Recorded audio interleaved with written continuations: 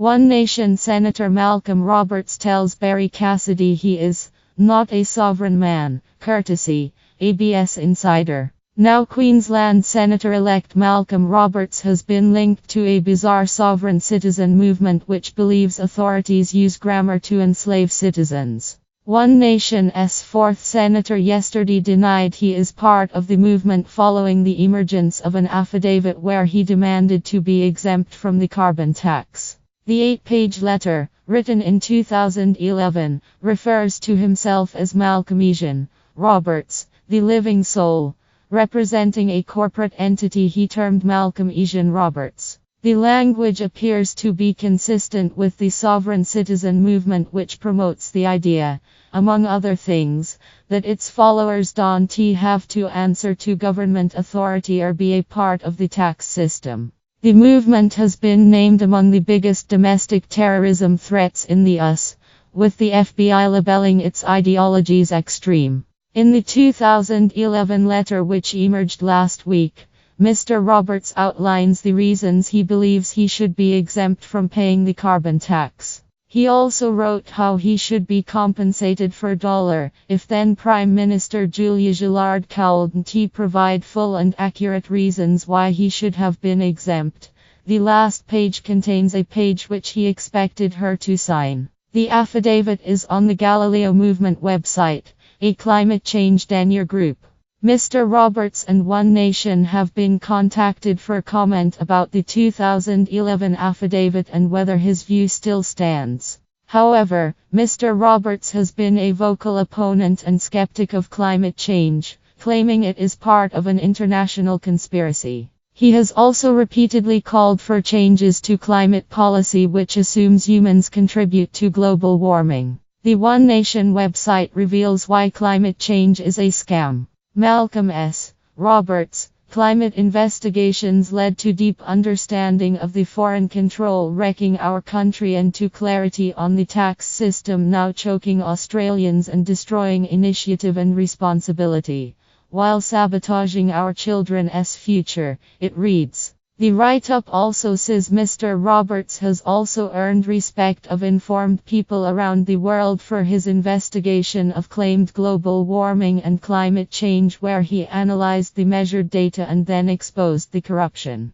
Director of fact-finding for the Anti-Defamation League Mark Pitcairn told The Guardian, he believed Mr. Roberts' tactics and rhetorical style were similar to sovereign citizen thinking. Constantly badgering journalists and politicians and issuing affidavits is common qualities of those who belong to the movement. However, when quizzed about the letter on ABS show Insiders yesterday, Mr. Roberts denied he was a sovereign citizen. Host Barrie Cassidy asked Mr. Roberts what he understood a sovereign citizen to be before asking if he was one himself. "Oh Barrie, Simone, we need to get beyond this," he said. The Australian people and the Queensland people are more interested in things like the economy and security. But I am not a sovereign man. Cassidy asked if Mr. Roberts' demand to be exempt from the carbon tax suggested he felt he could exist outside of the tax system as an individual.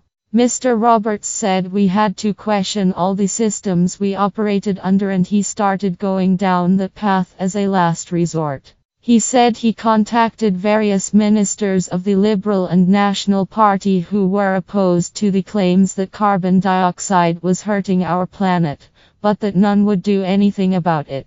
So that was my last resort. I didn't explore it deeply enough and I won't be going there, he said. Cassidy asked, but what you're asking is to be treated as an individual citizen and not be exposed to the same rules as anyone else. Mr. Roberts admitted he didn't do his research properly, so stepped back. So you don't accept any longer you should be treated differently to anyone else? Cassidy asked. No, definitely not, the One Nation senator replied.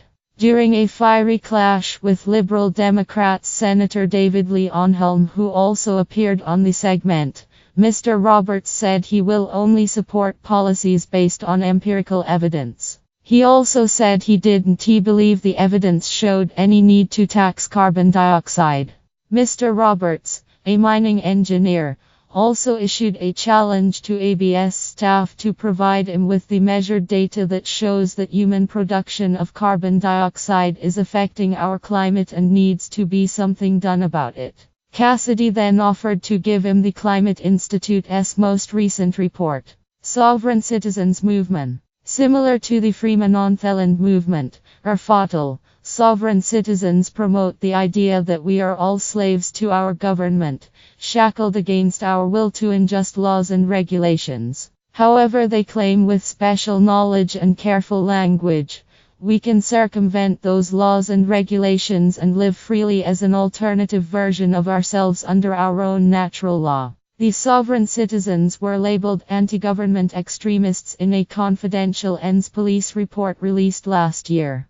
The report revealed there are around 300 sovereign citizens in ENS, but police records show that number has doubled from 2009 to 2011 and nearly tripled from 2009 to 2012, the ABS reported. The commander of the Counter-Terrorism and Special Tactics Operation Group for ENS Police Detective Superintendent John O'Reilly said sovereign citizens don't buy into our legal framework, our system of government.